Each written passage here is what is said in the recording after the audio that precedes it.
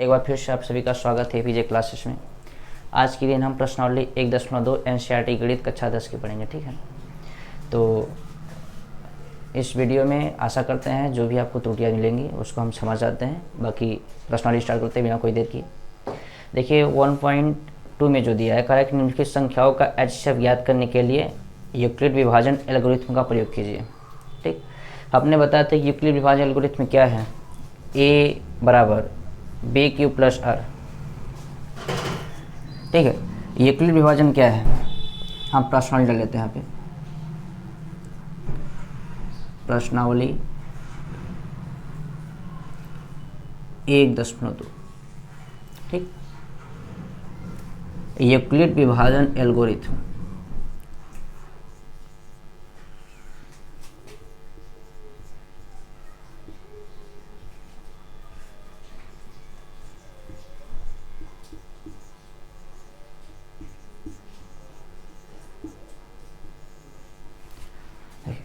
हमने जब आपका सिलेबस बताया था तभी बताया था कि यूक्लिड विभाजन क्या है, ए बराबर बी क्यू और प्लस का आर। ठीक, हमने हिंदी में भी लिख के इसको बताया था कि इसको आप ऐसे लिख सकते हैं, भाज्य बराबर भाजक गुणा भागफल और प्लस शेषफल। ठीक, मर्श निकालने की कई सारी विधियां हैं, गुणनखंड विधि, अपवर्त विधि, वृक्ष विधि। उनमें से एक विधि है आपका यूक्लिड विभाजन एल्गोरिथम विधि। तो इस विधि से हम प्रश्न को हल करना सीखेंगे, ऐसे उसका कैसे निकालेंगे। ठीक है, तो प्रश्न नंबर 1 हम सॉल्व करते हैं। ठीक, प्रश्न नंबर 1 कह रहा है कि 135 और 225 का एचसीएफ निकालिए। हमने पिछले 1.1 में हमने एचसीएफ निकाला था गुणनखंड विधि से, लेकिन उसी प्रश्न को हम यूक्लिड विभाजन से हल करेंगे। ठीक है, पहला जो प्रश्न है, पहला नंबर वो है 135 और 225। ठीक, इन दोनों संख्याओं को हमें मर्ज निकालना है और भी यूक्लिड विभाजन एल्गोरिथम से। तो यूक्लिड विभाजन एल्गोरिथम ने बताया कि ए बराबर होता है बी क्यू और प्लस का आर। ठीक, तो जिनमें से ए होता है वो सबसे बड़ा होता है। तो इन दोनों संख्या में सबसे बड़ी संख्या आपको 225 दिख रही है, तो ये काम करेगा ए का बराबर, बाकी जो संख्या बच गई आपका क्या करेगा, बी का काम करेगा। नहीं हो जाएगा हमारे पास 135। बी और क्यू के बीच गुणा है तो इसलिए हमने गुणा लगा दिया। अब बी से हम भाग करेंगे ए में, तो जो मान आएगा वो किसका मान होगा, क्यू का। आप हिंदी में समझ सकते हैं, भाज्य और भाज्य गुणा भागफल। यदि हम इनको भाग करेंगे तो एक बार जाएगा और प्लस, अब बच कितना रहेगा, तो 135 में यदि हम 135 से भाग करेंगे 225 में, कितना बार जाएगा, एक बार जाएगा। तो 135, 5 से 5 गया 0, 12 में से 3 गया 9, 1 कट गया। तो हमारे पास हुआ भागफल मतलब क्यों, और हमारे पास हुआ शेषफल मतलब का आर। तो शेषफल कितना बच गया, 90। जब तक शेषफल 0 नहीं होगा तब तक हम उसको हल करते रहेंगे। तो अभी आपको दिख रहा है कि शेषफल 0 नहीं हुआ है, तो हम एक लाइन लिखेंगे कि चूंकि शेषफल नॉट इक्वल 0, मतलब 0 के बराबर नहीं है। जब शेषफल 0 नहीं है तो अब हम लेंगे 135 और 90 को। तो यहाँ पर हम लिखे 135 और 90 को पुनः लेने पर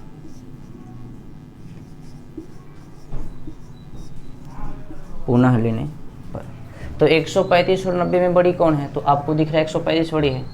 तो ए काम करेगा ए का, यानी हो जाएगा 135 और बी का काम करेगा कितना, 90, गुणा लगा दीजिए। अब 90 से 135 भाग करिए, कितना बार जाएगा, एक बार जाएगा। तो एक और प्लस अब बचेगा कितना, तो हम चेक कर लेते हैं। एक बार आपका भाग जाएगा, यहाँ पर हो जाएगा 90, ये हो जाएगा 5, 13 में से 9 जाएगा, कितना बचेगा, 4, ही कट गया। ये तो हमारे पास बी का काम करेगा भागफल। लेकिन आर जो बचा आपका शेषफल कितना हो गया 45, तो प्लस का हो जाएगा हमारे पास 45। अभी भी आपको दिख रहा है कि शेषफल 0 नहीं हुआ है, तो फिर आप ये लिखेंगे चूँकि शेषफल नॉट इक्वल 0, तो फिर से यहाँ पे लिखिए अब चूँकि शेषफल नॉट इक्वल 0। जब शेषफल 0 के बराबर नहीं है तो अब किसको लीजिएगा 90 को और 45 को, तो यहाँ पे लिखिएगा 90 और 45 को पुनः लेने पर। ठीक, तो 90 और 45 से बड़ा कौन है 90 है, तो जो 90 हो ए का काम करेगा और 45 से आपका बी का काम करेगा, गुणा लगा दीजिए। अब 45 से 90 कितना बार में जाएगा 90 में 45 से भाग 2 बार जाएगा, तो ये आपका जो भागफल कितना बार जाएगा 2। अब 90 से 90 घटेगा तो शेषफल हमारे पास क्या आ जाएगा 0। ठीक, तो यहाँ पर लिखिए अतः, अब देखिए शेषफल यहाँ पर 0 हो गया है, तो यहाँ पर लिखिए अतः शेषफल बराबर 0। शेषफल 0 आ गया। अंतिम भाजक क्या है यहाँ पे, अंतिम भाजक, भाजक का मतलब जिससे हम भाग करते हैं, तो भाग हमने किससे किया था 45 से, तो अंतिम भाजक क्या है 45। तो जो अंतिम भाजक होता है हमारा क्या होता है HCF। तो आपको यहाँ पे लास्ट में लिख देना कि अतः 135 और 225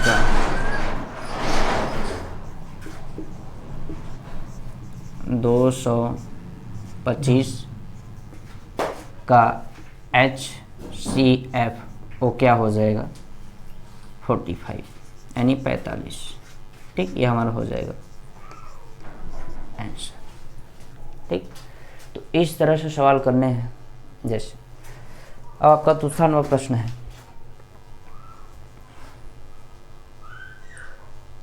एक 196 और 38,220 का। ठीक, चलिए इसको हटाते हैं अभी।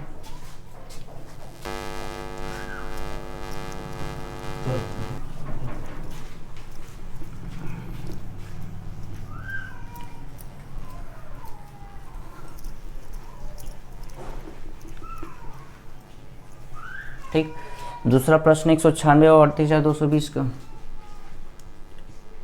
196 और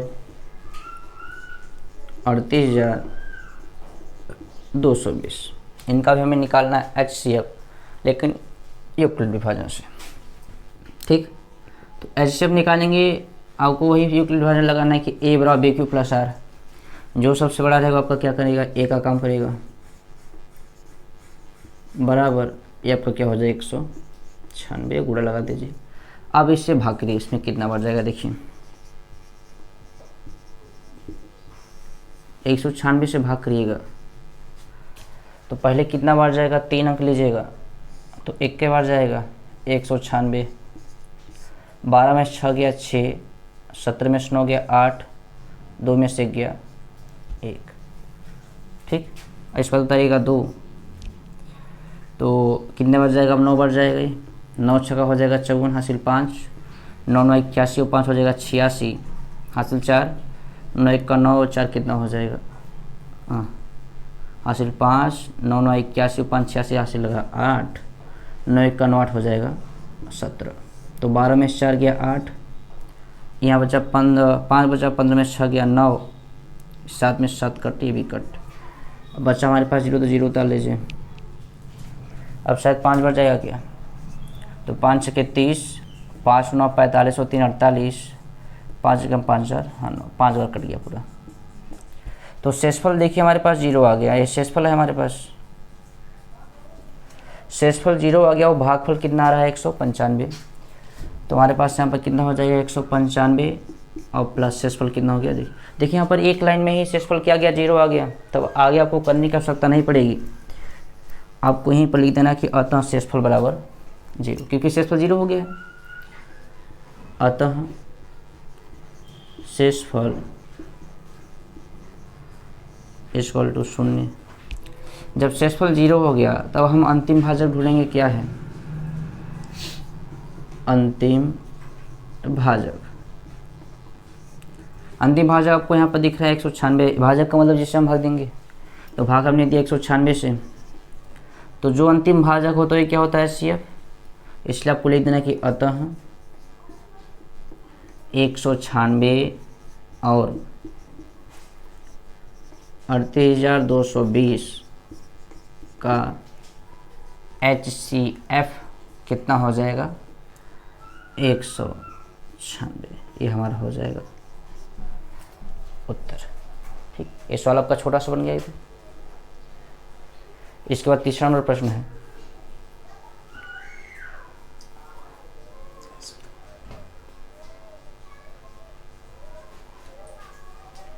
आठ सौ सड़सठ और 255 का। ठीक, चलिए तीसरा करते हैं। 867 और 255। ठीक, इनका भी हमें HCF निकालना है एकल विभाजन से। ठीक, चलिए इनको भी हल कर लेते हैं। देखिए 867 और 255 में बड़ा कौन है, आपको दिख रहा है 867 बड़ा है, तो ये आपका किसका काम करेगा, ये का। तो 867 इक्वल टू हमारे पास कितना हो जाएगा, 255, गुणा लगा दीजिए। अब भाग कर लीजिए, 255 से भाग किस में करेंगे, 867 में। ठीक, भाग करके चेक कर लेते कितनी बार जाएगा, 867, तो शायद आपका 3 बार लगभग चला जाएगा, क्योंकि 4 बार दूना 8 हो जाएगा। ठीक है, 3 बार चेक करते हैं हम, तो 3 5 15 हासिल 1, 3 5 15 16 हासिल 1, 3 और 6, 4 बार करेंगे तो ज़्यादा हो जाएगा, घटा लेते हैं।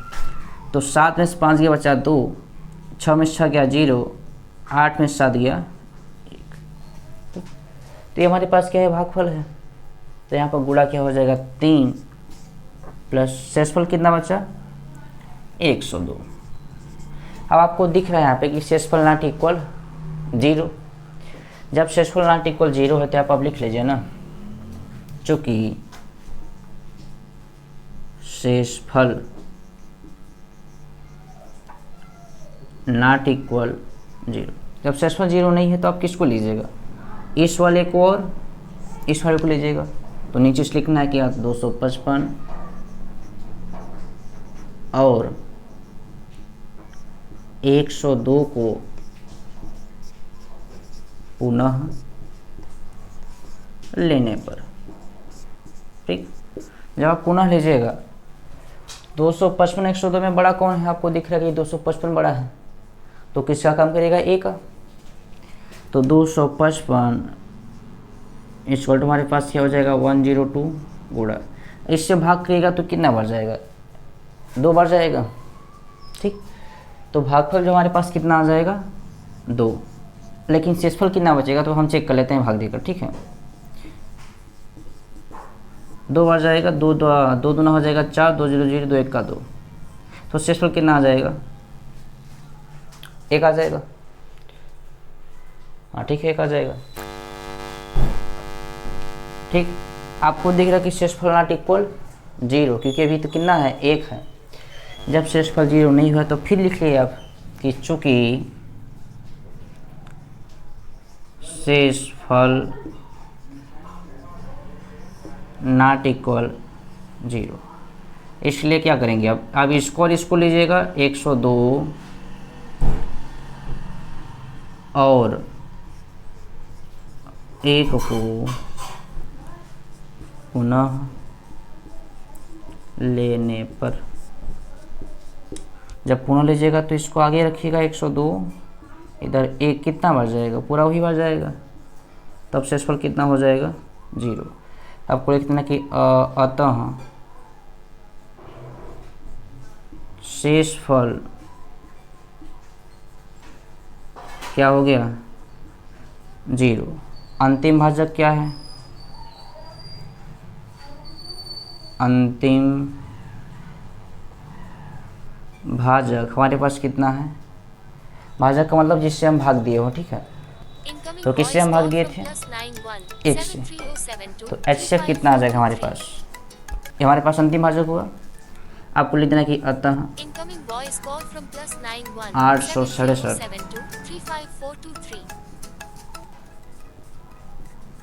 और 255 का HCF हमारे पास कितना आ जाएगा, एक ठीक। तो आपको अब यूक्लिड विभाजन से HCF निकालने में कोई परेशानी नहीं होगी, ठीक। यदि आपको प्रश्न न समझा तो एक बार आप दोबारा देखिएगा, स्किप मत कीजिएगा, ठीक। तो बस आपको प्रश्न अच्छे समझ में आएगा, ठीक। इसके बाद जो हमारा नंबर प्रश्न 2 है, वो कह रहा है कि दर्शाइए कि कोई भी धनात्मक विषम पूर्णांक 6q+1 या 6q+3 या 6q+5 के रूप का होता है जहाँ की वो कोई पूर्णांक है, ठीक। चलिए उसको भी हल कर लेते हैं।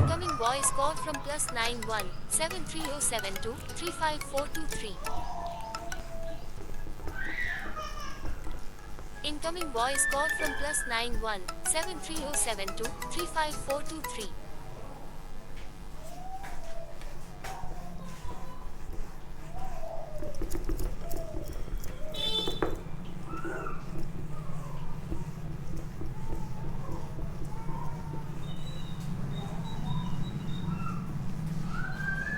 ठीक, देखिए हमें दर्शाना है कि कोई भी धनात्मक विषम पूर्णांक 6q+1 6q+3 6q+5 के रूप का होता है। देखिए विषम पूर्णांक की बात कर रहा है, पूर्णांक का मतलब क्या है कि जीरो सहित धनात्मक तथा ऋणात्मक संख्याओं का समूह है, मतलब उसमें जीरो भी शामिल होना चाहिए, माइनस वाला भी संख्या शामिल होना चाहिए और प्लस वाला भी, ये हमारे पास है पूर्णांक।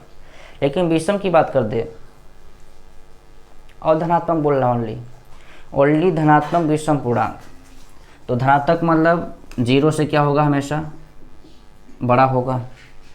और विषम की बात कर रहा है मतलब जो 2 से भाग ना जा पाए, तो जैसे जीरो आपका हो जाएगा, पूर्णांक है, 1 हो जाएगा, 2 हो जाएगा, 2 नहीं होगा विषम में आपका 2 नहीं आएगा, 3 हो जाएगा, 4 नहीं आएगा, क्या हो जाएगा 5 हो जाएगा। इन सभी संख्या में हम 2 से भाग करेंगे तो हमारे पास शेषफल 0 नहीं आएगा, ठीक। तो ये सब संख्या हमारे पास क्या हो जाएंगी, विषम पूर्णांक हो जाएंगे, भी धनात्मक हो जाएंगे, ठीक। हमें दर्शाना है तो देखिए पहले क्या करते हैं, हमें प्रश्न करा कि जो क्यू है वो क्या है, एक पूर्णांक है। प्रश्न नंबर 2 दिया है क्यू एक पूर्णांक है,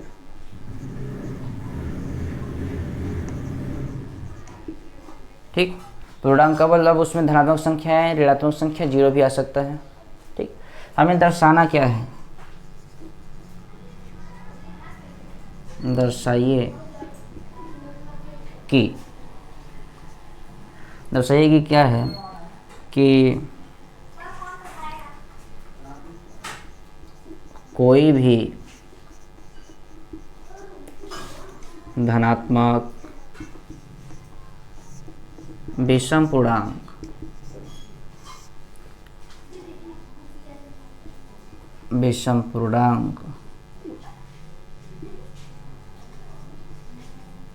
छः क्यों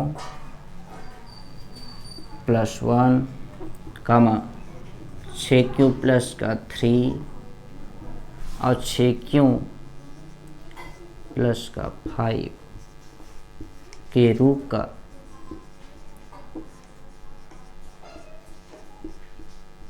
होता, ठीक। यह हमें दर्शाना है, ठीक। जब हमें दर्शाना तो अब हम हल कर लेते हैं। देखिए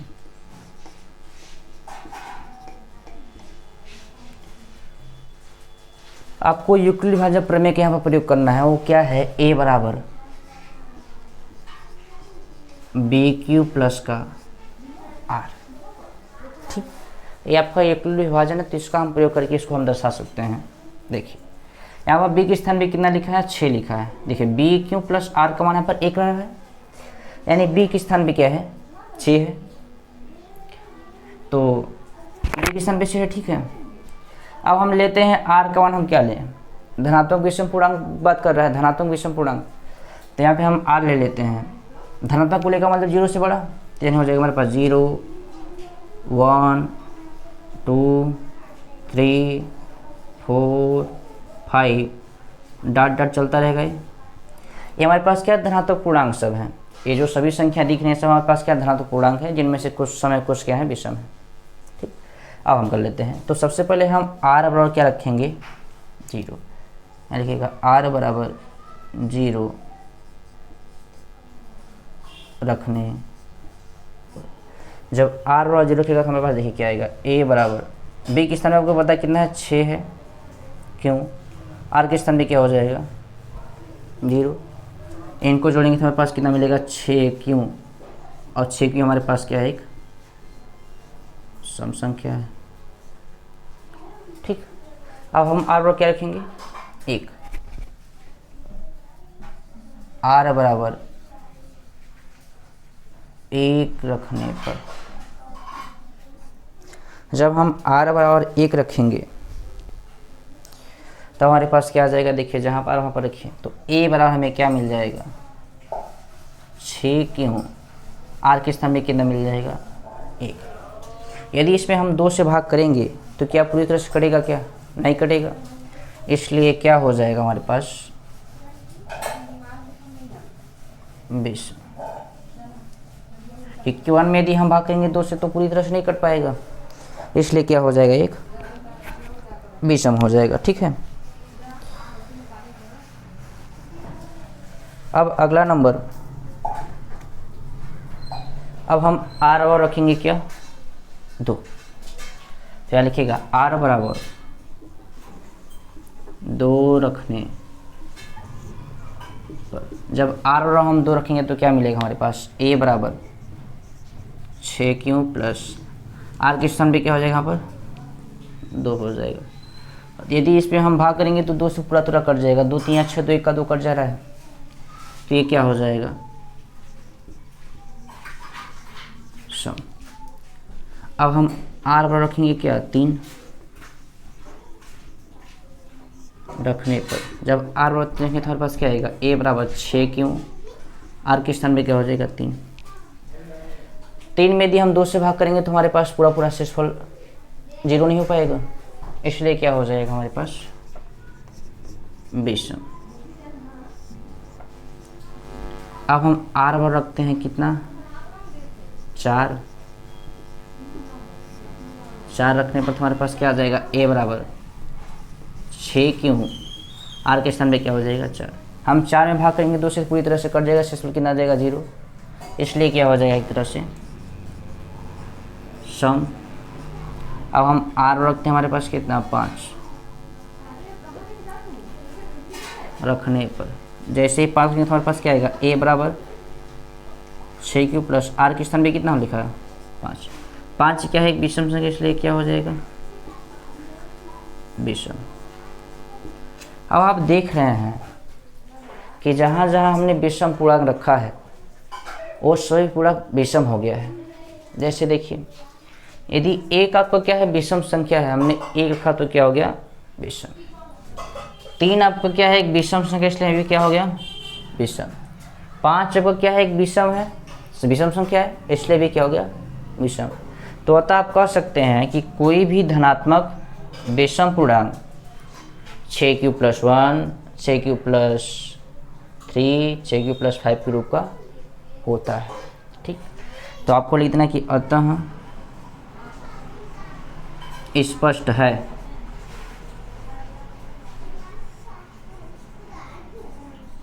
है कि कोई भी धनात्मक विषम पूर्णांक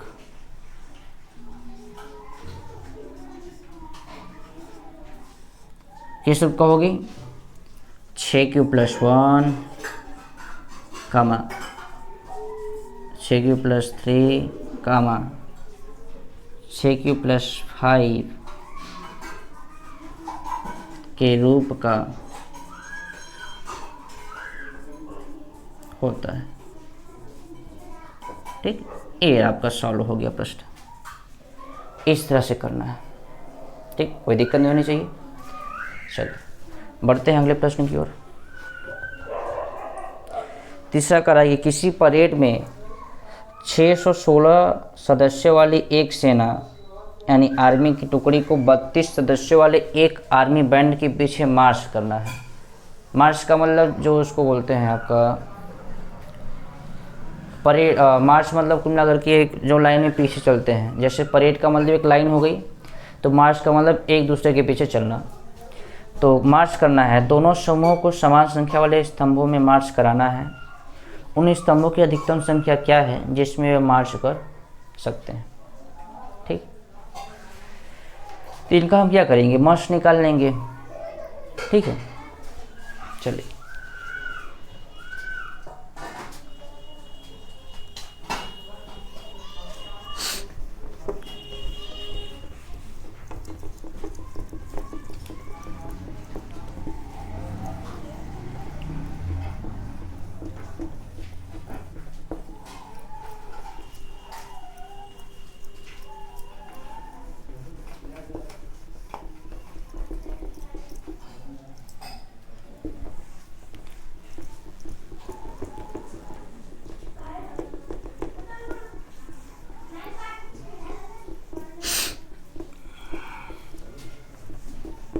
जम जा रहा है यार पूरा,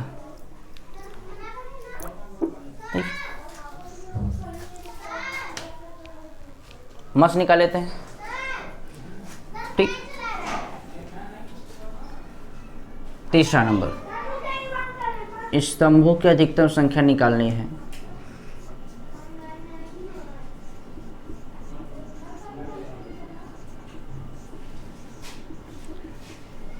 अधिकतम संख्या हमसे पूछ रहा है और कह रहा है कि 616 सदस्य हैं, यानी कुल सेना हमारे पास है।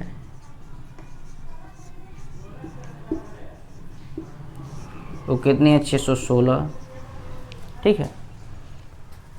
और कह रहा है कि एक स्तंभ में सेना, एक स्तंभ में सेना वो कितनी है, 32 ठो है, ठीक। यानी एक स्तंभ में 32 सेनाएं हैं और कुल सेना हमारे पास 616 है। Incoming voice call from तो Chandu. 32 ठो करके हमें पूरा इसमें करना है, तो कई स्तंभ आएगा उसको हम निकल लेते हैं। Incoming voice call तो from हल कर Chandu. लेते हैं 616 और Incoming voice call from Chandu. 32 का हम HCF निकाल लेते हैं। Incoming इसको ही voice हम चाहे call जिस from विधि से हल Chandu. कर सकते हैं, हम चाहे यूक्लिड विभाजन से करिए चाहे गुणनखंड से करिए, ठीक है। हम अभी यूक्लिड पढ़ रहे हैं तो हम यूक्लिड से ही कर लेते हैं इसको। देखिए आपका हो जाएगा 616 इक्वल टू कितना हो जाएगा, भाग करिए, इससे कितना हो जाएगा,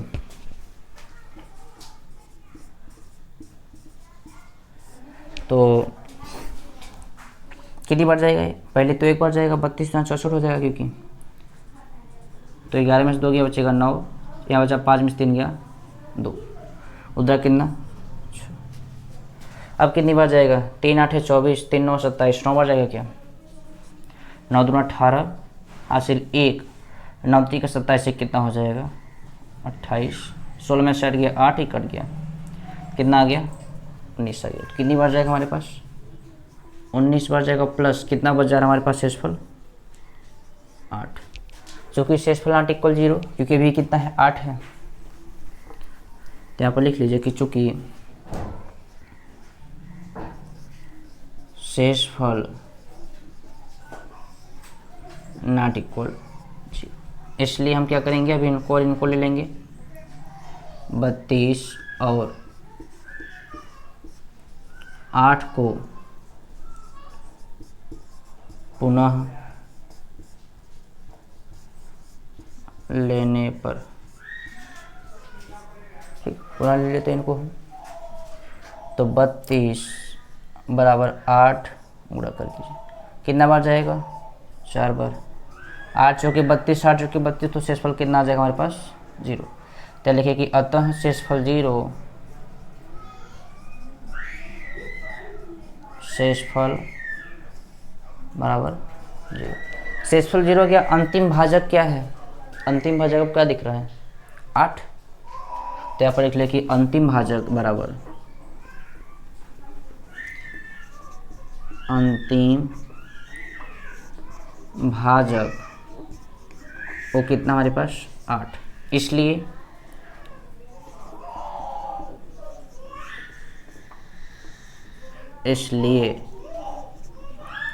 HCF कितना आ जाएगा? 8। जब HCF 8 आ गया तो स्तंभों की अधिकतम संख्या मतलब कितनी है? 8। तो आपको लिख देना कि अतः स्तंभों की अधिकतम संख्या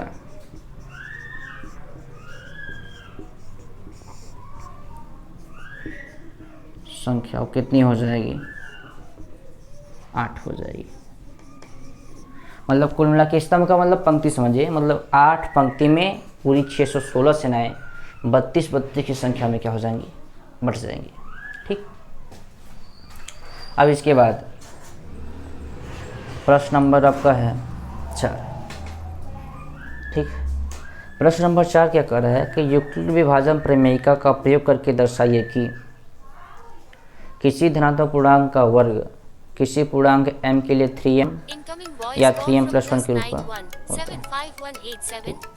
है। वर्ग का मतलब क्या है? किसी संख्या का वर्ग मतलब उस संख्या की घात कितनी कर देनी है? 2। वो क्या कहलाएगा? उसका वर्ग। चलिए इसको भी हल कर लेते हैं। Incoming voice call from +91 75187 38540.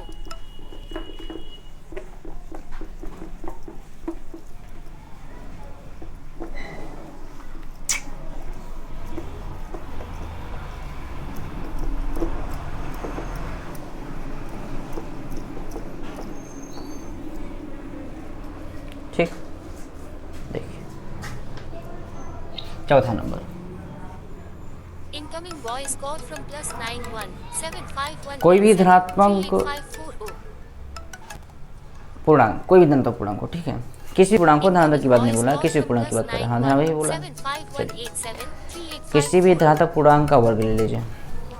ठीक है, Incoming voice call from हमें दर्शाना क्या है? 75187 38540. कि किसी भी धनात्मक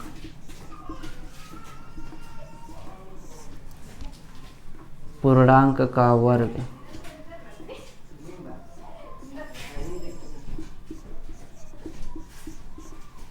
वो क्या होता है? 3m या 3m + 1 के रूप का होता है। ये हमें दर्शाना है, तो हम प्रयोग कर लेते हैं यूक्लिड विभाजन का। ठीक है, यूक्लिड विभाजन से यूक्लिड विभाजन क्या कहता है कि a बराबर b की प्लस, हाँ, जहाँ b के स्थान में कितना कर दिया है? 3 कर दिया है, और q के स्थान में क्या कर दिया है? m कर दिया है। ठीक, तो देखिए हम यहाँ पे r ले लेते हैं, क्या लेंगे? 0 1 2 ऐसे डायरेक्ट चलता रहेगा। ठीक, अब इसी में हम r का मान लेंगे, लेकिन कह रहा है कि वर्ग कर रहा है, तो इसका मतलब इनका क्या करना पड़ेगा? स्क्वायर करना पड़ेगा। ठीक है, तो a बराबर क्या मिलेगा? b के स्थान में कितना रखना पड़ेगा? यहाँ पे 3 रखना पड़ेगा, और अभी q को ऐसे रहने देते हैं प्लस, यहाँ पर एक बार लिख लीजिए r बराबर 0 रखने पर। ठीक, जब r और 0 रखेंगे तो क्या मिलेगा? a बराबर b के स्थान भी कितना यहाँ पर लिखा है? 3, तो 3 लिख लीजिए। q आपका वही रहेगा प्लस r के स्थान पे क्या हो जाएगा हमारे पास? 0। इनका हमें वर्ग करना है, तो हम वर्ग कर देते हैं। ये हो गया हमारे पास वर्ग।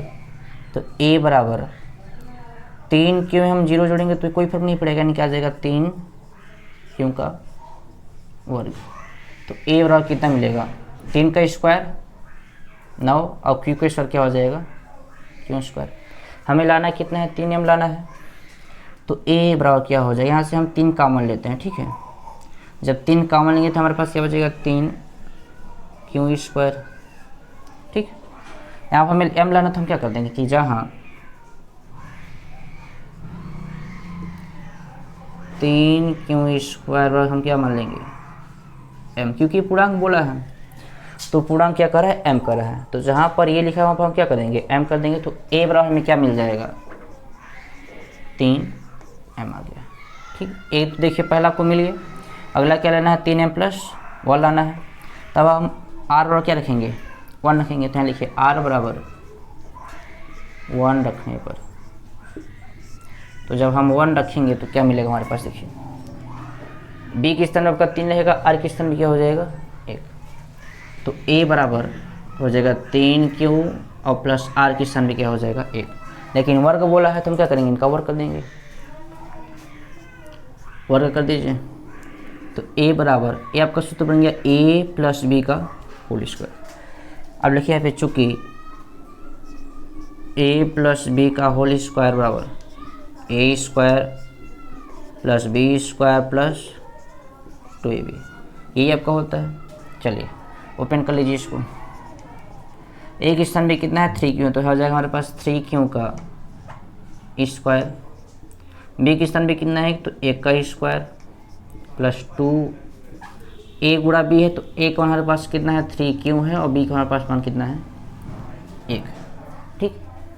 तो a बराबर क्या मिलेगा हमारे पास, इसका स्क्वायर कर दिया कितना हो जाएगा, 9q स्क्वायर प्लस हमारे पास बचेगा 1 और प्लस 2 3 6, 6 का कितना हो जाएगा 6q। तो a बराबर देखिए इसको हम थोड़ा सा अवरोही क्रम में लिख रहे हैं, ठीक है।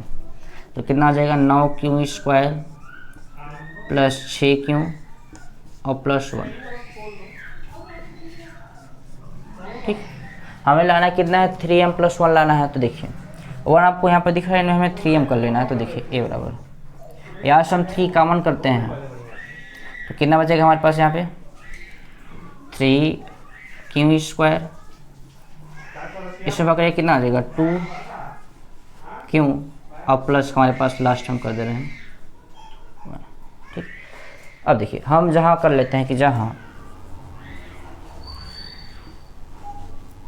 3q स्क्वायर और plus 2q equal to m कर लेते हैं, ठीक है। तो हमारे पास a बराबर क्या मिल जाएगा, ये 3, इस पूरे स्थान पे क्या हमारे पास हो जाएगा m, और लास्ट में हमारे पास प्लस का 1, ठीक।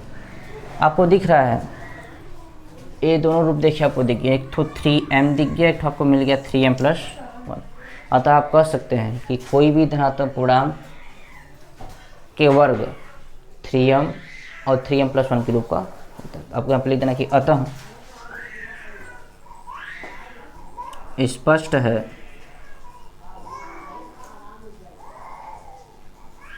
कि किसी भी धनात्मक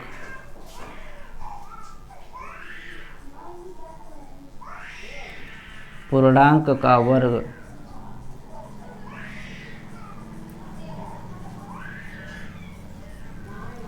3m, 3m प्लस 1 के रूप का होता है।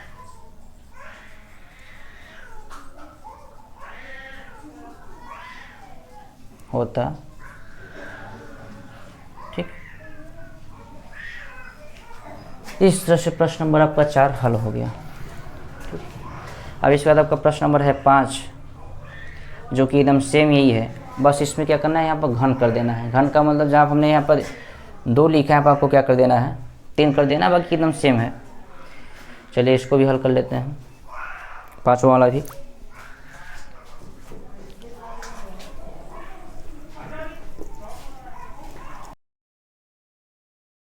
लेते हैं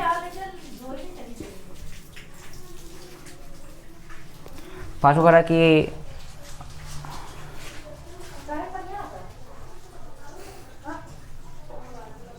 दर्शाइए यूक्लिड विभाजन प्रमेयिका का प्रयोग करके दर्शाइए कि किसी धनात्मक पूर्णांक का घन 9m का मान 9m+1 या 9m+8 के रूप का होता है। एकदम सेम सवाल है, ठीक, हल कर लेते चलिए। देखिए हमें दर्शाना क्या है, दर्शाइए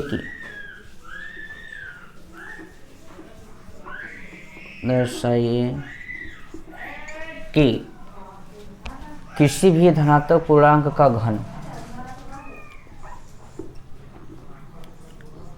किसी भी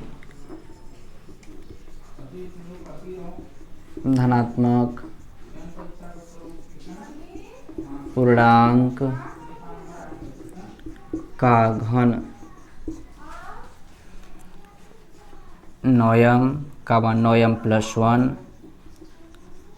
या 9m+8 के रूप का होता है, ठीक। इसको हम हल कर लेते हैं यूक्लिड विभाजन प्रमेय का प्रयोग करके, ठीक। तो यूक्लिड विभाजन प्रयोग से यूक्लिड विभाजन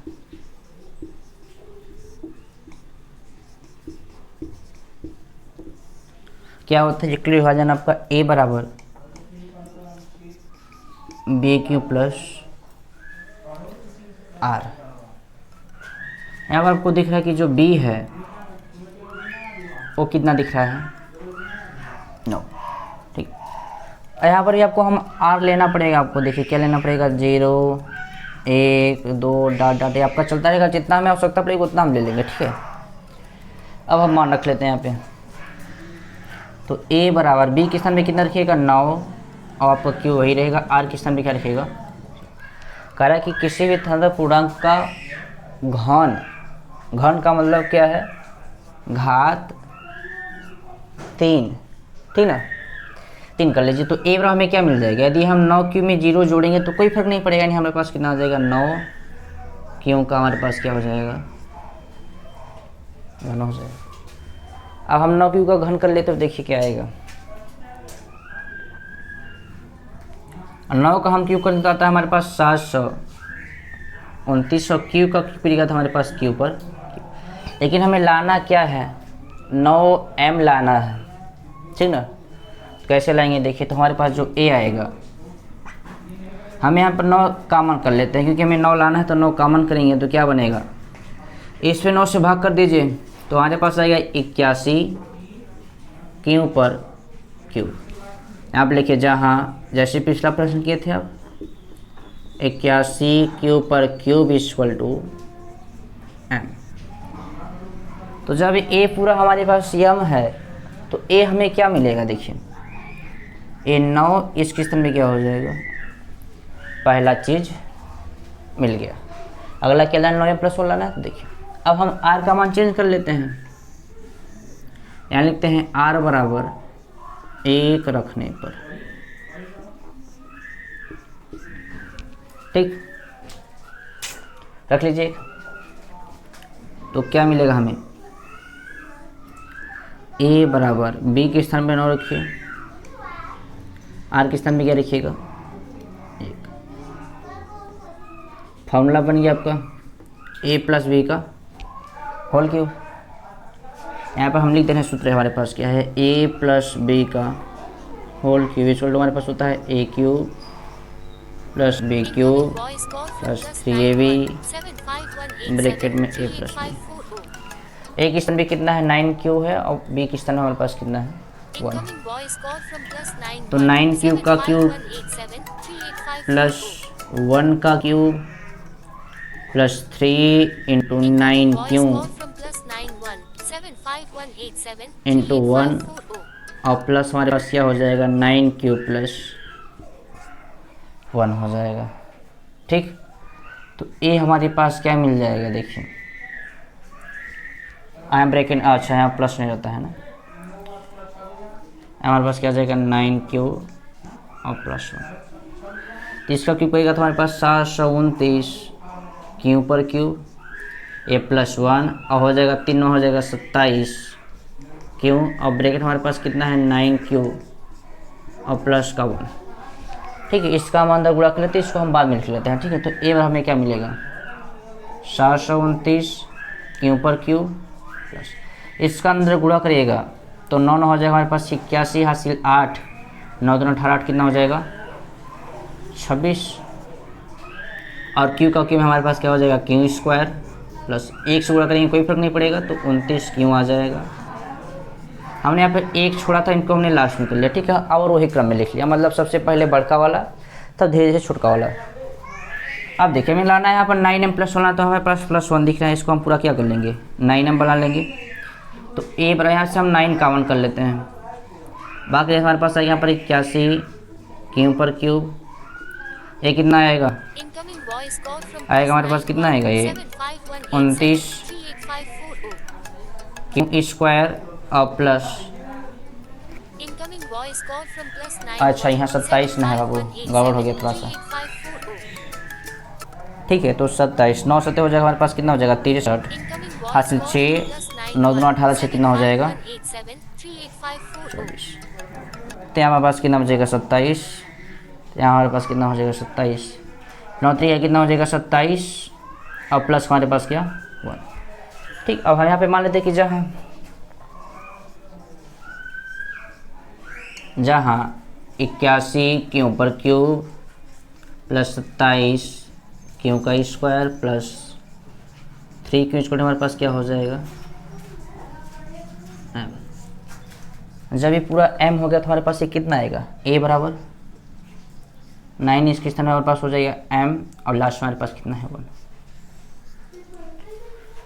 दूसरा वाला मिल गया, अब लास्ट क्या है 8 वाला। अब हमारे किस स्थान में कितना कर लेंगे 2। अब हम लिखते हैं यहाँ पे r बराबर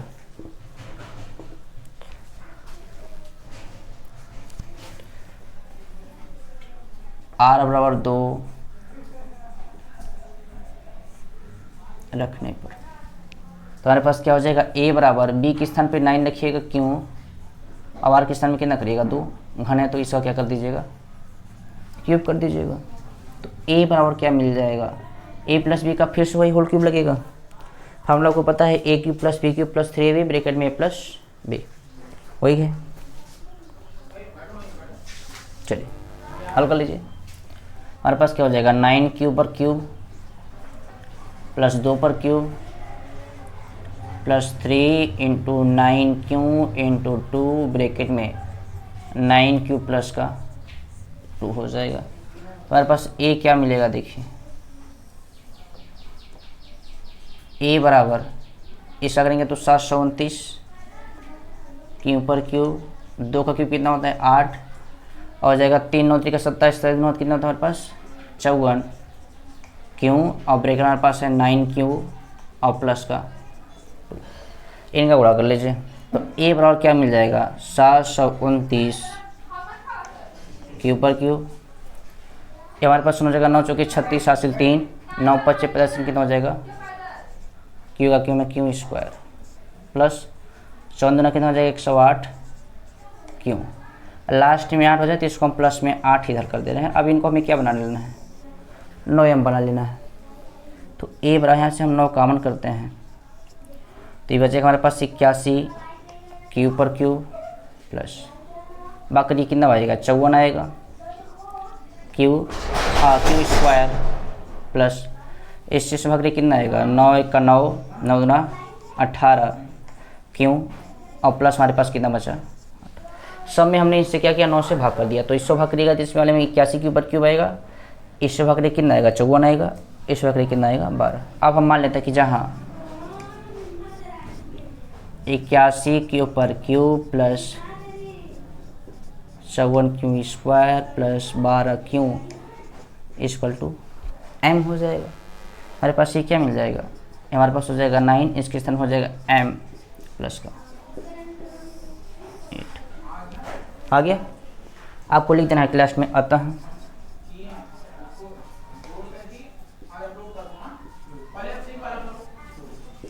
स्पष्ट है कि किसी भी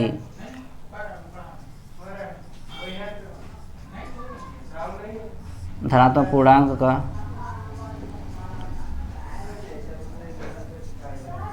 घन 9m 9m + 1 9m + 8 के रूप का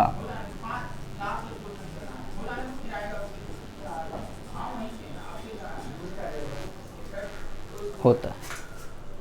ठीक, इस प्रकार से प्रश्नावली 1.2 के सारे प्रश्न हल हो गए।